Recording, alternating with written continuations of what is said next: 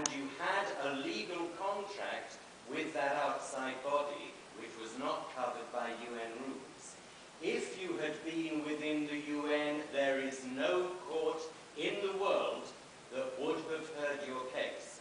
So in answer to your question, if UN staff rape, violate, abuse, if they run drugs, if they run guns, if they traffic women or children, there is no court in the world that is going to hear a case against them as long as the UN upholds their immunity. And this is a question to you.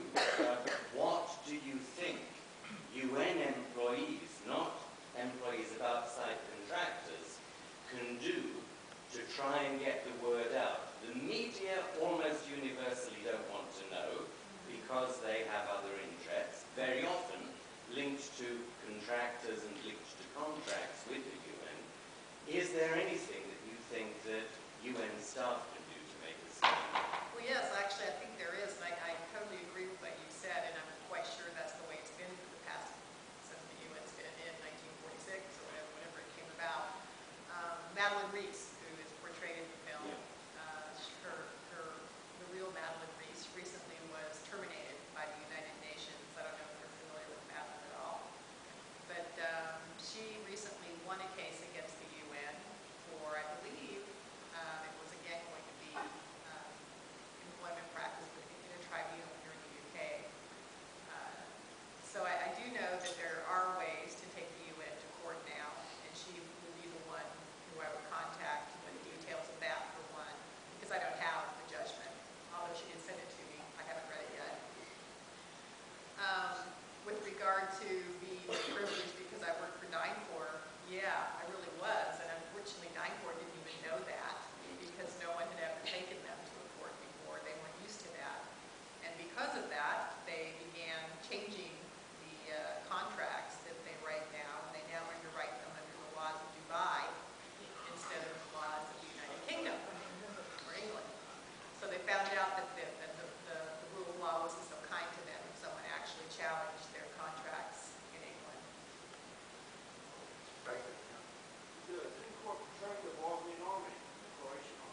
No, DynCorp at that time, when I was there anyway, the Bosnian army, I think actually, if there was any training being done, would have been done by NATO and military forces.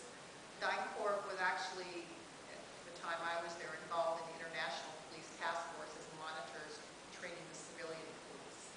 So they didn't really do much, although they were all over the military bases as contractors, such as helicopter mechanics and doing other types of consulting work. I don't know really if they ever got into doing anything like that at that time. I do know since that time they have been brought in, for example, in Iraq and Afghanistan, not specifically DynCorp, but many other contractors in Afghanistan, for example, in Iraq and Abu Ghraib, to do interrogations, and they even consulted interrogation work out, military interrogations. So it is possible that they're doing some type of training like that as well. Right, Josh. I just want to know, when you took your story to the media, was there any problem with verification? How did they receive it? Did they, doubt it? Did they want to verify some things? To be honest, I didn't take it to the media. They came to me. And I didn't break the story. Madeline Reese actually assisted with that. I actually spoke to the media for my own protection, and pretty much was told by a high-level UN, several high-level UN officials, that that was really my only protection, as is the victim of the film.